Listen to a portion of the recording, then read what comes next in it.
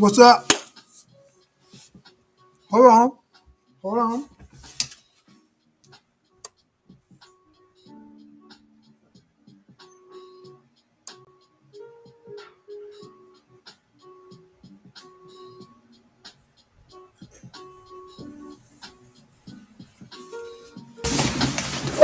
What's going on, everybody? It's your boy, Drip Van Go. Listen, it is Tuesday afternoon, and you are hanging out with your boy, Drip Van Go. Just got in. Let me share this. I'm actually having lunch. I said, well, it's cold, man. So I'm not going to smoke, but I'm going to come on and hang out for a second and get in like that. So what do you guys got going on today? Today, we are having noodles, fried rice, and some orange something chicken. Yeah, that's what we got going on, man. So uh that's all we got right now, man. So I'm gonna talk to you guys. Where did my cigar go? Hold on, let me get my info.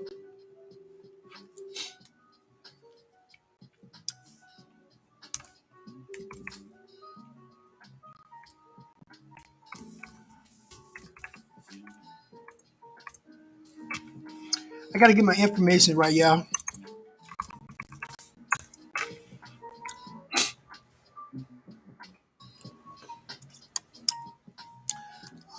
Let's see.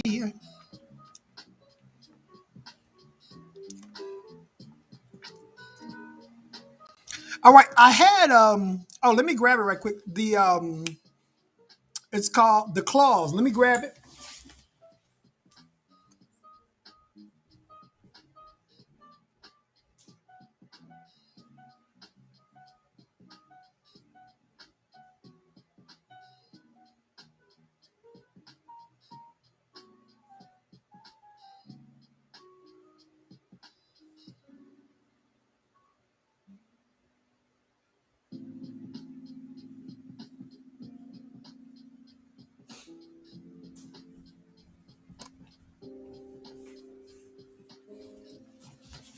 All right, we're back.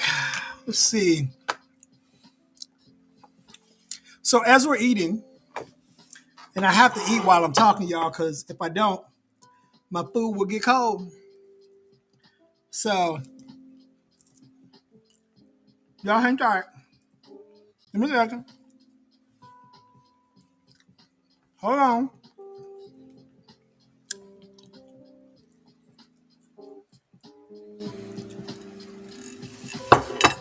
Um, Let me also say good afternoon to everybody.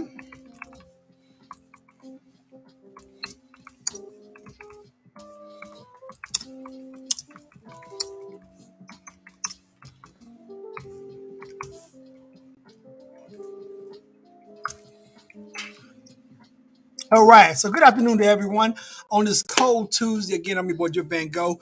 We're out here chilling, man, but I'm not smoking today. But I did want to bring to you guys from the guys over at Sacred Sticks,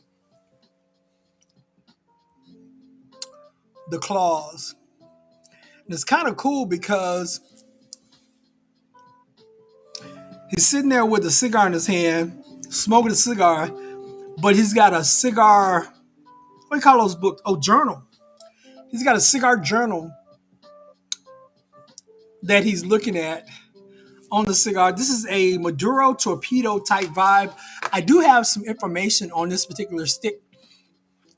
It's a Ecuadorian wrapper, Ecuadorian Indonesian binder with a Dominican filler. It's a mild to medium bodied stick. This cigar puts um, the whole idea of darkness into its vibe, I guess, supposedly. You know what I'm saying? They just did this about a month ago, and I got one. Got my hands on one, and I'm not gonna smoke it, but I thought it was super, super dope. The whole concept of the claws was super dope. I don't know if they're gonna release these or not, but I do know that I got it, and it's super dope. Um, I can't wait to try to tell you guys a little bit more about it. But as you guys are coming on, man, if you would just say good afternoon, man. Just say hello, whatever the case may be. I got to run downstairs. I didn't mean to leave y'all hanging, but give me about, give me about, just give me a second. I got to run back downstairs real quick. Hang tight.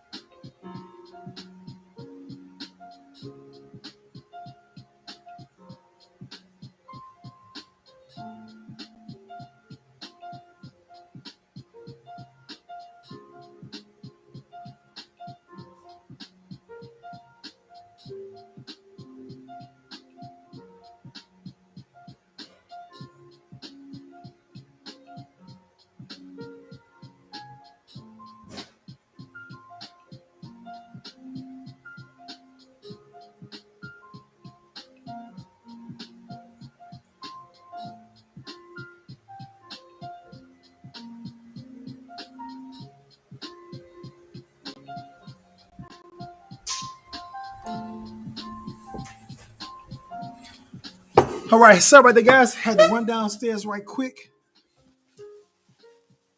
Um, but yeah, so we are having lunch, and we are not smoking right now, but we wanted to bring you guys real quick. We gave you some quick information about the claws from Sacred Sticks. One one on deck, one can't call it one of one. I wish I could, but one on deck and one for me is gonna be smoked, but not at this moment. Something else.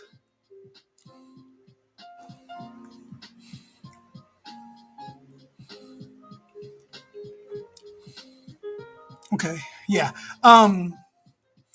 Just gonna bring you guys. Hold on one second.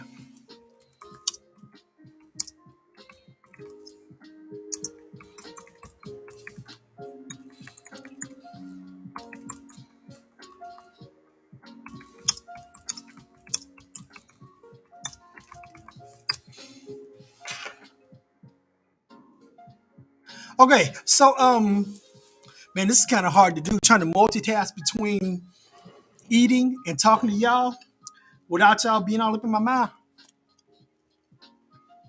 like that. That's a hard situation, especially when it's good and you haven't eaten. I didn't eat breakfast, so I'm eating brunch. Um,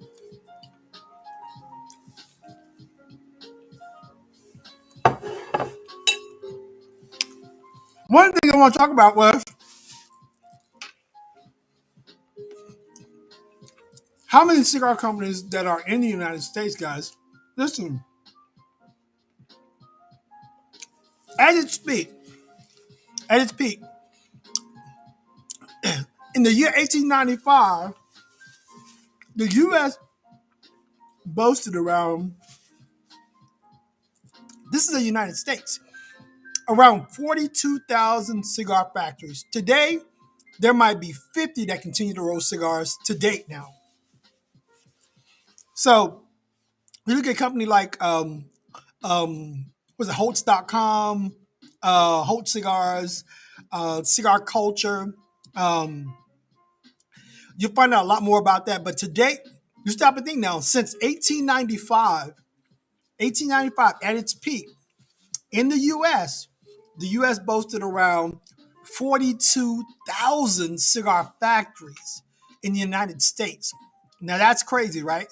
If it's 42,000 and you look at it now, you're talking about there might be 50 that might be still in business that roll cigars. Now, Cleveland, Ohio, Cleveland alone at that time had 330. Now, today, as we speak, Ohio has none. Ohio has none of the cigars, man. You dig? So when you think about it, like I share with you guys all the time, man, when it comes to cigars, man, there's so many cigars like there's a lot of independents doing that thing that don't have factories. They actually pay companies to create their blends, build their cigars. They buy blends and the whole nine. And you got to understand, in the community and the industry of cigars, man, the game is what it is, just based on what it used to be in the 1800s, now in the 2000s. Okay, we're going on 2022. But you're talking about 1895. Yeah, 1895. And they had 42,000 in the US, in the United States. 42,000. Can you imagine 42,000 cigar factories in production, putting people to work, making the United States, what it was just from the tobacco standpoint? And I'm sure many of you guys remember when your grandparents, your grandfather or either grandmother smoked cigars, or they did the pipe, or they chewed tobacco or snuff. That was just one of those things that was just normal. It was a normal thing to see. What's going on? What's that? Oh, Will. Okay. Yeah. So from 42,000 to right around 50 companies that continue to roll cigars in the United States. That's a large number. We don't even have a hundred companies, less than 100 companies that roll cigars. Now we're talking about back then we were talking about cigar factories. Now today we're talking about the same thing, but less than 100. And out of that 42,000, even then, 330 were in Ohio. Today, Ohio has zero. They have zero companies that actually manufacture, produce cigars in the city of Ohio. So that's quite interesting, right? I mean, come on, man. Um, you got companies like Holt Cigar Company, and Tobacco Company. They came into the tobacco came to the United States with the first European settlers in the 1600s, and again, it comes back to how did it get here?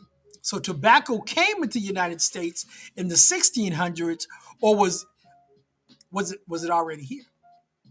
Because we say that what they say about Christopher Columbus. They say he discovered America, but the natives were the ones that were already smoking tobacco. That's why we had the tobacco, and then when the Europeans came, of course, among the natives, they had what they called the peace pipe. Okay, but they shared the tobacco leaf, with the Europeans that had come and tried to take or took their land. Okay, so those Native Americans that migrated out to do their thing from Central America to South America on down carried tobacco seeds with them for decades in the earlier days, where they traveled all across the world to find more hospitable living conditions. And once they did, again, cigar tobacco uh, really just kind of took its roots, but it was already there. It wasn't like all of a sudden, we had cigars and they popped up on the scene. But again, going back to what I said earlier, that when tobacco came to the United States, supposedly it came with the first Europeans. It couldn't have come from somewhere that it already existed. It was founded and brought to notoriety in the 1600s by European settlers. Now, not again, we're not doing this, color thing or whatever, but I mean, we got to tell the truth of the matter. You know what I'm saying? To just go into a long history in the United States, this is one of those things, man, where you don't necessarily have to go into all that detail. Do your homework, man. You'll know for yourself, man. So, and many people always want to know about these things. They just don't ask those questions. You got questions like, what is the growth rate of the global cigar market? What's really going on in the marketplace right now as it pertains to the growth of the cigar market? which region has its highest growth rate for the global cigar. You dig? Asia Pacific is growing at the highest cigar ever since 2021. Asian Pacific. Mhm. Okay. As far as what is the growth rate of cigar market, the global cigar market is growing at a rate of 11.54% over the well, they're saying that it should grow and be at 11.54% over the next 5 years. All right. So, I mean, listen, the information is out there. The information is definitely out there. You just gotta do your homework, man. Just gotta do your homework. And guys, look, it's available to you. We don't talk about these things because these things are not really things that we feel are, you know, relevant to us. But I mean, if it's conversation, stogie talk, let's talk about it. The cigar market overview of today, the global cigar market was valued at $36 million in 2020. 36 million, I would say trillion. And it's just projected, by a certain group of people that forecast that 11.54% would be what it's going to be between now, 2021, and 2026.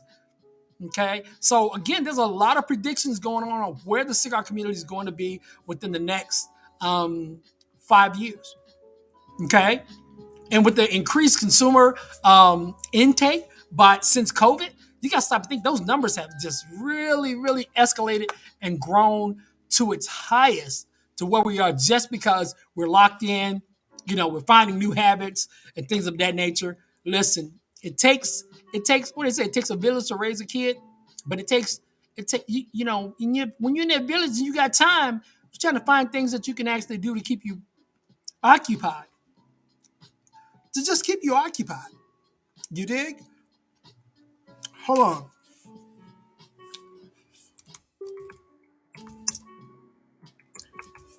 I was going to share this with you guys.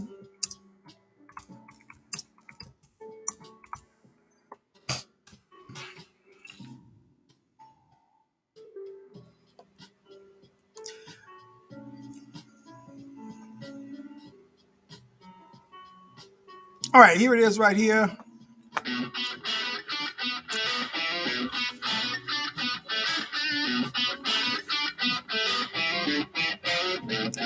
Hang tight, Hello, I'm y'all. Chris Walton from thehumanor.com, your best online shopping experience. And today I'm coming to you from Cigar City, Florida, right in the heart of Tampa, and I have what to is pull it the off. crown jewel of the cigar world here, the J.C. Newman Cigar Factory in Ybor City.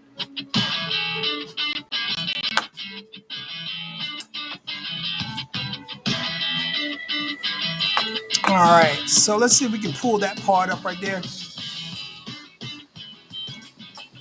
I'm so happy to be joined by President of J.C. Newman Cigars, third generation cigar maker, Eric Newman. Welcome to our home, Chris. Last year was the 125th anniversary of our company when our grandfather, J.C. Newman, at the age of 20, rolled his first 500 cigars for the family grocer. When J.C. started, there were 42,000 licensed cigar manufacturers in 1895. And of those 42,000 cigar manufacturers from 1895, we're the only one left. Most of the factories had nicknames. This factory is known as El Reloj, which is clock factory in Spanish. This here's the clock. When the factory was built in 1910, people didn't have clocks or watches. They got up by the hourly sound of the clock, eat, go to school, all by the sound of the clock once an hour. This is the original clock from 1910. It still works. It's the only weight-driven clock in Florida. There's no electricity. It all operates on weights. When this factory was built, this was the largest cigar factory in the world. Going through our factories, you'll see, it's like walking back in time. We're making cigars on hand-operated cigar machines my grandfather bought in the 1930s. The same machines, they aren't replica machines, they are the same machines. And beyond that, we have a hand cigar factory on the third floor. We're making cigars only by hand, the same way my grandfather made them in 1895. I can think of no product today that's made the same way I identical as they were 125 years ago. Let's talk a little bit about the quality and what you guys do here.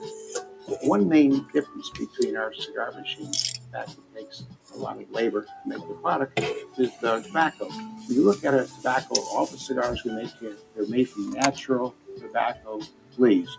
With the mass market cigars, make homogenized wrapper, which made with water and chemicals, whatever is on it. But we use real tobacco on our tobacco leaf wrapper cigars.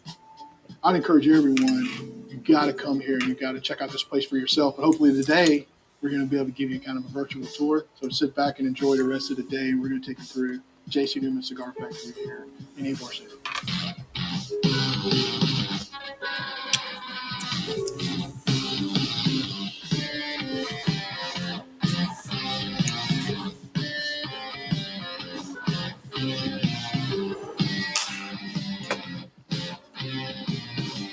We are here on the second floor of your factory, machine-made cigars. But these aren't, people think machine-made cigars, they think some modern equipment, they think 21st century technology. This is 19th century technology, right? These machines are actually made in the 1930s during the Great Depression. These are the real machines. What they're doing looks really easy, but it's not. There's nobody to swap parts for, so parts are a problem. We have a machine shop that fixes the parts, but sometimes you have to buy parts on the outside, which is really difficult.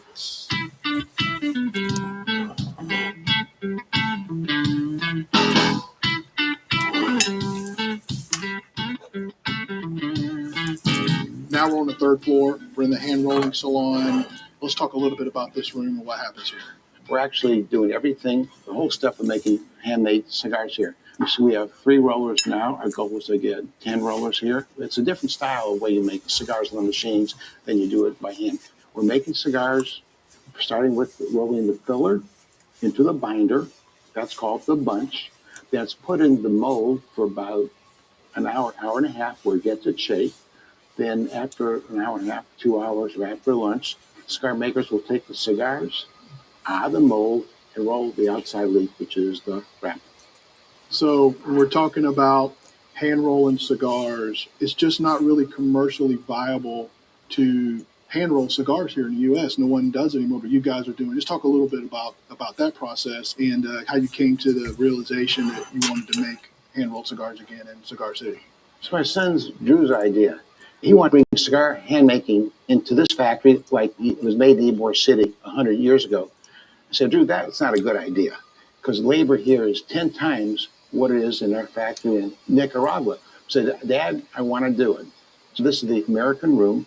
Came out with a brand of cigars called the American, which is the first brand of cigars that was made in this factory. And that's one of the newest cigars that just came out here recently, I The believe. difference is it's American has American tobacco exclusively, American wrapper, American binder, American filler.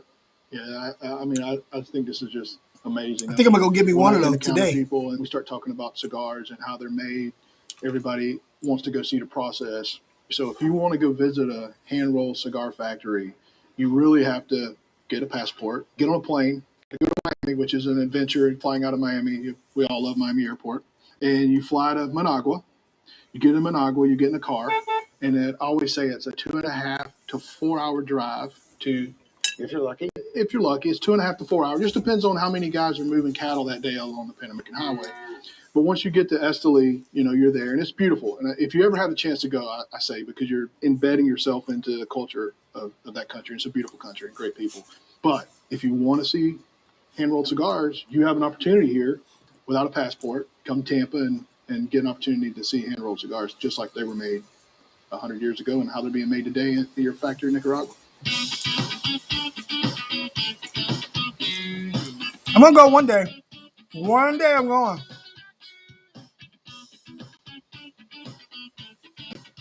We're here in the basement, and I must say, I just came down the coolest set of stairs, secret passageway, and you got to tell me the story. Good thing about that story, Chris. During our renovation about 18 months ago, we found these secret set of stairs. So we did some more research, and what we found out was that during the 1930s, there was 150 factories here. We also had the mafia. the Ybor City Mafia. And all the cigar makers were paid in cash. There wasn't direct deposit or checks or anything. And during the 30s, all the factories got robbed. And all the factories, they knew who did the robbing, the mafia. You're going to piss off the mafia, so he just took it like a man. And when the general manager back in the 30s found out they're being robbed, he heard all the commotion up front. He had a secret trap door. He opened the trap door, came down these stairs, came right where we're standing into a vault about 20 feet from here where he hid the cash. So to kind of make everybody rest easy, you just don't have to use it anymore, right? You don't have guys come around, hey, where's the money over here? No, we don't have the mafia here. Or if we do, we aren't talking about it. Okay. How about that? Forget about it. But we are in the basement. Right. What happens in the basement? The basement of any factory was the most humid part of the factory. Mm-hmm. So it's where all the factories would put moisture into the outside tobacco leaf, the wrapper. You actually do your wrapper preparation today like you did. Tobacco comes in real dry for two reasons. One, we buy it so much per pound. And two, if we buy tobacco that already has a high moisture content, it'll start fermentation process. And when he talks about fermentation, to me, that's probably one of the most important processes in getting tobacco ready to make a cigar. There's no kind of getting it right. I mean, it's either good or it's in the trash. It's really cool that you guys are actually doing that here. But I'm in a basement in Florida. It's like I'm sitting on the back of a unicorn, looking at Sasquatch. There are many basements here. I know, right? It's crazy. So this is awesome. This is really awesome.